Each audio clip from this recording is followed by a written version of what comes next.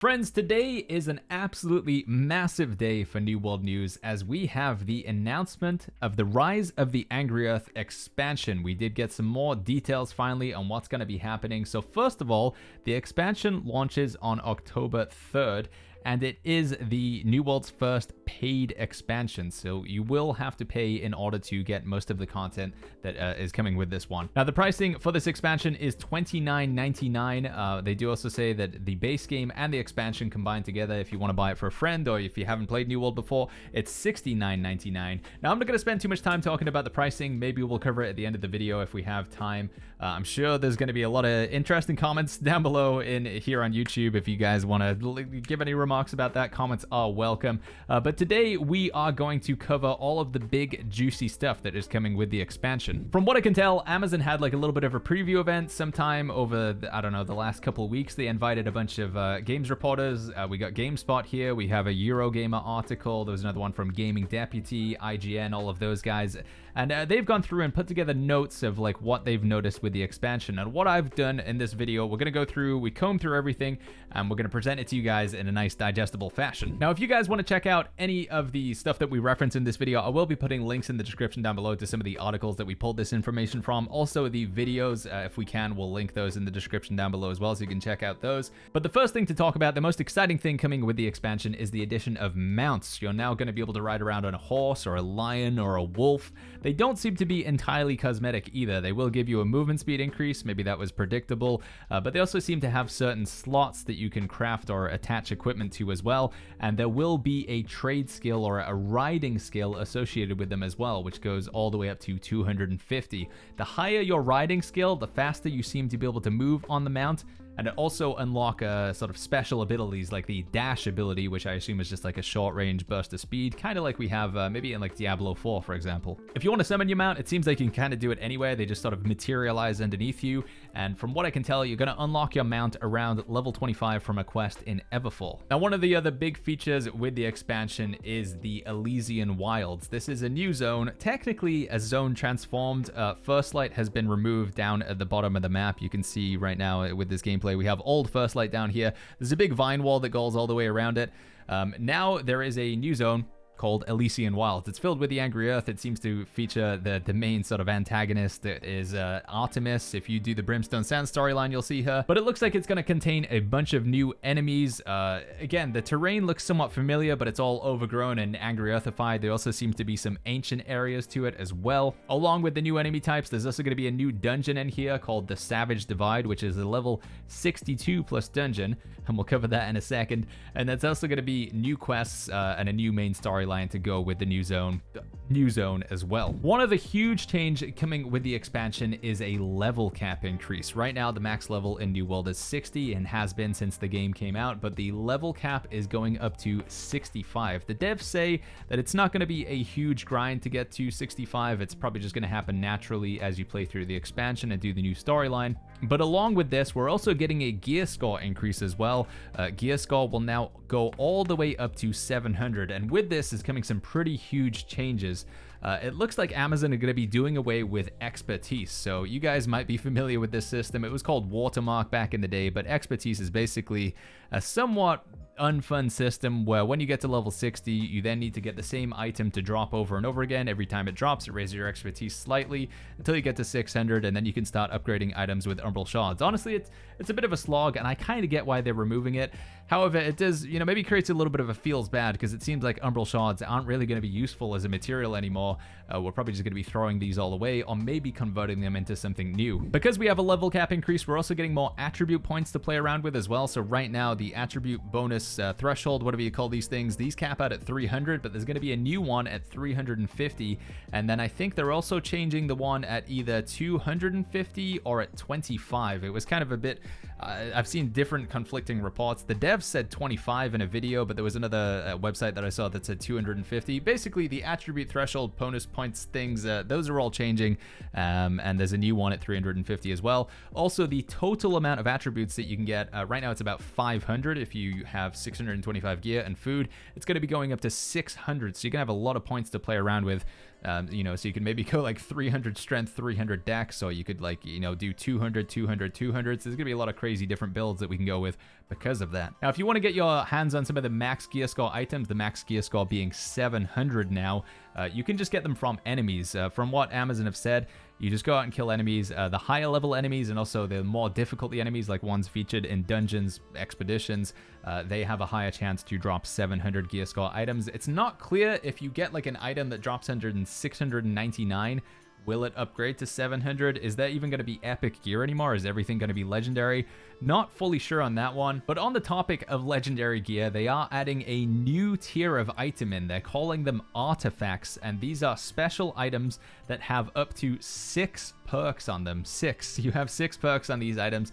And one of the perks on these items is like a special perk. So the example they gave was a spear called Scorpion Sting. And Scorpion Sting has its own exclusive perk, which says when you use the Javelin ability, which a quick refresher for anybody who hasn't played in a little while, Javelin is basically you just yeet the spear at somebody, and if it hits them, it knocks them back. Instead, it's going to pull them towards you. So it seems to be a little bit of a Mortal Kombat reference, you know, a get over here. But these you can kind of think of as uniques from Diablo 4. I know we're covering a lot of Diablo 4 references here, but it was a fairly recent game that came out. They have said that the unique items will be 1 per armor, so you'll only be able to have a unique helmet or a unique chest or unique gloves. You guys get the idea. 1 piece of unique jewelry, so again you'll have to choose your amulet, your ring, or your earring, and 1 unique weapon. So I would have to make the decision as to whether I want a unique spear or a unique bow in this build. For me, this sounds really, really cool. I love the idea of like one particular item being very powerful and having its own sort of custom effects added onto it. I'm sure there's going to be some crazy good unique life staffs out there.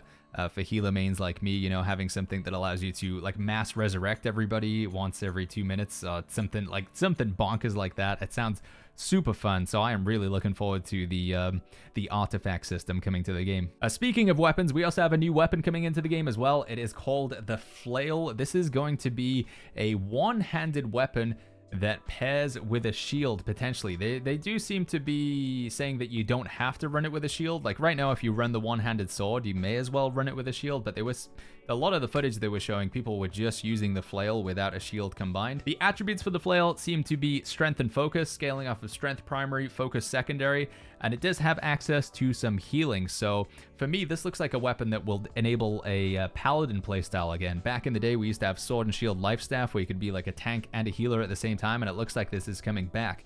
We got to take a look at the skill tree.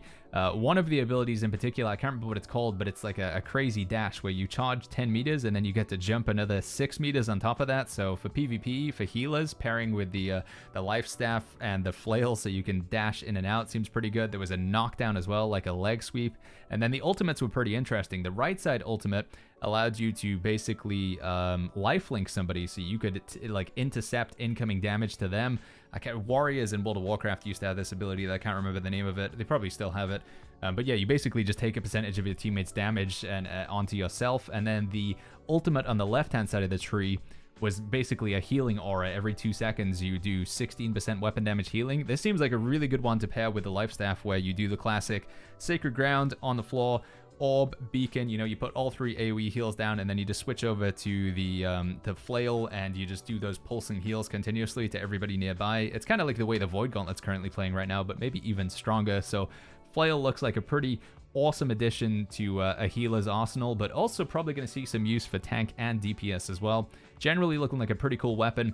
And one thing that's unique about the flail is it has arcane damage. Right now, the only way you can get arcane damage is with the gem conversion, so having arcane damage baked in going to make it pretty good against the corrupted, and also just, again, a pretty unique weapon damage type. Other really big changes that are definitely worth knowing about is the removal of Ward and Bane and Resilient. Right now, we have a problem in New World where if you look through gear, you have to have a Ward perk on your gear, or it has to have Resilient. If it doesn't have Ward, then it's not useful in PvE, and if it doesn't have Resilient, it's not useful in PvP. So you have this problem where you need multiple different sets of gear for so many different pieces of content. Like I'm wearing a gear for doing the Sandworm boss raid right now, but then if I want to go do mutated dungeon like any ad. This dungeon is filled with ancient and corrupted enemies, so I need ancient ward and corrupted ward. But then if I want to go do the other mutated dungeon, which is what even is it? Starstone Bears. This is ancient and lost. And then if you want to go do the depths, it's corrupted. And then if I want to jump into PvP, I need resilient. Amazon's trying to cut away with this need for these necessary perks by removing them from the game. If you do have any gear, because it's a fairly valid question, if you do have any gear that has the ward or resilient perk on it, they've said they're going to be doing a switcheroo. Those perks are going to be replaced with a perk called Health, which just increases your maximum health, which honestly, that sounds like a pretty mandatory perk. You know, who doesn't want to have extra health? But to my understanding, those perks are only going to be replacement. I don't know if they're going to drop on future items. And since you are going to be replacing your 600, 625 gear with these new 700 gear score items that are dropping, you know, there's going to be like a new tier and requirement level 65 for gear. So everything that you have right now, you're effectively replacing anyway. But I guess it's just a nice gesture that when you log into the game on the day of the expansion, you know, your gear isn't all just deleted. So your gear will still exist, but the ward and resilient perks are going to be replaced. The same with the Bane perk as well. That's also being switcherooed also. We also have a new Heartrune coming into the game. It's called Primal Fury. For those of you who haven't seen Heartrunes because you haven't played New World since the game first came out, they were an addition that were added in Brimstone Sands. You can basically think of these as like a weapon, but they just have one ability. They have no basic attack, so you can't left click with them. It's just a weapon that has an ability, and you press the ability and it does something cool. So I'm using the Firestorm as the example that I have here, but the new Heartrune that's coming out, which you're probably going to get from the new dungeon, is called Primal Fury, and it basically doubles your character size, and you can just start smashing things with your fists. So if you've ever wanted like an unarmed playstyle, or you just want to like punch somebody in New World, you can do that now. We're unsure exactly how much damage it does and what the different like rarities of it do, because you can get Heartrunes at the basic rarity with like the blue tier, but then you can also get epic, and then you can get legendary. You upgrade them at the Stonecutter. A new Heartrune, it's pretty cool. The last Heartrune that we got, which was the Devourer Heartrune, is honestly pretty underwhelming. It doesn't really do too much, so hopefully this one's going to be a bit more fun to use. Some other quick things to mention is crafting. We're seeing some pretty big changes to crafting. Right now, the current state of crafting in the game is very RNG. It's like playing a slot machine. You just pull the lever and you hope that you get the right set of perks. It is, yeah, it's just a big gold sink, and it's often like not a lot of fun. You just keep on crafting over and over again until you get the item that you want. The gear score is variable, some of the perks are variable, but they're going to be doing away with this in the expansion from what we can tell. They are now going to be allowing you to craft guaranteed 700 gear score items, and also allowing you to guarantee the perks on them as well. So making a absolute best in slot item seems to be something that we're going to be able to do. Now we will have to have special crafting materials. The Azoth Conductor or Inductor, it's one of those is the name of it, and the Prismatic Scarab, which is probably just a replacement for the Golden Scarab, which was a crafting material introduced in the Brimstone Sands. There it is. So yeah, just being able to lock in all your perks and also guarantee the item is of the highest gear score. Pretty awesome. From what I could tell, there is going to be a limitation. They said the cadence at which you could use these items wouldn't be super frequent, so maybe like once a week you can use a Prismatic Scarab or something, which I think, you know, probably a fair way to balance it, so you're not just constantly producing best in slot items all the time. And most likely they are going to be bind and pickup as well, so you can't trade them to other players. But still, pretty cool to see the frustration of crafting being changed around, the acquisition of good gear going to be made easier. I know there's going to be some pushback against this because people say, oh, everyone's just going to have best in slot, but right now it's just the game, it's kind of frustrating to try and get good gear, so I'm all for this change in my opinion. I'm not sure if I mentioned it, I might have mentioned it earlier, but there is also going to be a trade skill increase as well. So trade skills are going up to 250. 200 is the max right now. We do have this aptitude system where you can sort of like prestige and keep leveling it up, but now we're going to 250. So I guess the aptitude levels are probably going to lock while you level up the trade skills and the gathering skills and everything. My suspicion is that, and I think this is almost confirmed, that there is going to be new gatherables to coincide with this as well. So this is gatherable at 150. There's probably going to be something that you can only gather when you get to 250. And most likely what's going to be happening is we're going to see the crafting materials that we use right now, like the ultra high-end crafting materials like Asmodeum, Runic Leather, Phoenix Weave, you know, the legendary crafting materials. Let me just bring one up on the screen here. We have Runic Leather. You can only make 10 of these a day. I think these are going to be downgraded, like downshifted one, and there's going to be a new like ultra high-end material. Now, for those of you who are concerned, what about all my Runic Leather and Asmodeum that I currently have? Do I just throw it away? You're probably going to be using it to get to the next tier, because if you think about the way they do it in the game, If you want to make orichalcum, you need star metal. If you want to make star metal, you need steel. If you want to make steel, you need iron. So every sort of tier uses the materials below in like a sort of pyramid to make the higher ones. So runic leather will probably be used to make, I don't know, Angry Earth leather, whatever it's called in the new expansion. It'll probably be used for that one as well. So I don't think you need to get rid of all your materials. Last quick things that we want to mention here. They're making a change to mutated dungeons. Right now we have difficulty 1, 2, 3, 4, 5, 6, 7, 8, 9, 10. And it's pretty like hard to find people to do these in between levels. Finding somebody to do difficulty 7 so you can progress to 8, and then 8 so you can progress to 9. They're cutting it down to just 3 difficulties. So we're going to have difficulty 1, 2, and 3. And these sort of mutations that you get here, so you have the mutation, and then you have the promotion, and then later on you get the curse. Those are just going to be like mutation, and then promotion, and then curse. So it'll really quickly ramp up in difficulty, and probably, I assume they're going to keep the recommended gear score thing there as well. From the PvP side of things, there wasn't really too much to report. From what I can tell, they're going to be doing a territory like overhaul push. So right now, if you want to declare war on Everfall, you just have to go run PvP missions for like 7 hours until you fill up this bar, and then you can declare war. What they seem to be doing instead is there's going to be like a 2-3 hour window once a week, or maybe twice a week, where Everfall is you can go for it basically. So if you want to push Everfall into conflict and declare, you go at the specific time of day, at the specific day of the week, and hopefully there's going to be a lot of other people there as well fighting for the zone. So yeah, more open world PvP sounds fun. I think right now there's limited open world PvP opportunities, so if this encourages it, it's going to be pretty good. But there wasn't any really much mention of PvP outside of that. Now, some other quick questions you guys might have. Are they going to be doing fresh start servers? I see this come up in Twitch chat pretty often. No mention of fresh start servers so far. They say they're probably not going to do them. However, right now, if we take a look at the number of servers that are available for New World, I think it's like 15 servers or something like that. And you can only have 2,500 players on a server. So we'll do some quick maths here. Yeah, there's room for about, I don't know, I'm going to guess about 40,000 players. I think we did the maths on the stream. It was about 42,000 players. So if New World has a concurrent player base of more than 42,000, they will need new servers. So I suspect there is going to be some new servers. Whether they'll be labeled as fresh start, I don't know. The expansion does seem to be focused on the end game, obviously, with the level cap increase and the 700 gear score and stuff. And because a lot of our existing items are sort of effectively being replaced, you're going to be chucking away your old stuff to get the new 700 gear score stuff. It is almost like a soft reset, so I don't think you're really going to feel that much behind, even if you play on a server that's been around for 2 years. But yeah, just thought I'd bear that in mind, or answer that question in case anybody wanted to know.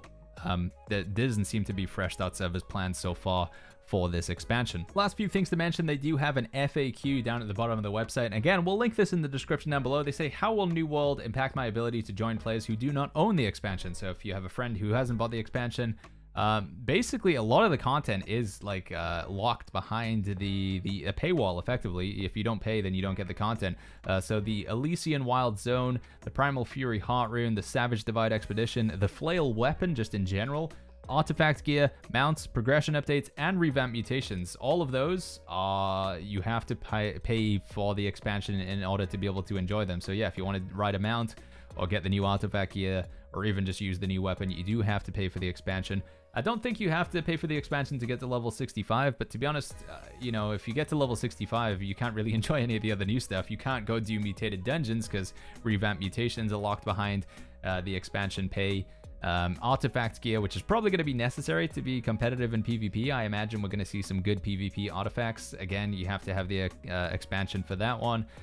Mounts, which maybe will have some impact in PvP. You're also going to have to pay for that one as well. So yeah, effectively, if you want to play New World and enjoy the end game, you are going to have to pay an additional $30 for it. I know some people are going to be a bit angry about that one because, you know, a lot of people feel like the first version of New World that they bought back in 2021, they didn't really get their money's worth. In my opinion, the game is definitely worth its price tag these days. If you went in and made a new character now and played New World, it's worth its price tag. I think New World is worthy of being a $40 game currently. The question is the expansion worthy of $30? We don't know for sure. It does look like there is a lot of content. They are making some pretty big changes here. I will have some gameplay here on the YouTube channel within the next week or so. There's going to be a test server. So if you guys want to see some gameplay of the expansion, make sure you go ahead and click that subscribe button. click the like button if you enjoyed this video. If you want to discuss more about the expansion, I am live streaming most days over on Twitch. We'll have a link to that in the description down below as well. But yeah, that is the expansion for New World, friends. Let me know what you're thinking about it in those comments down below, and I'll see you guys all in the next video.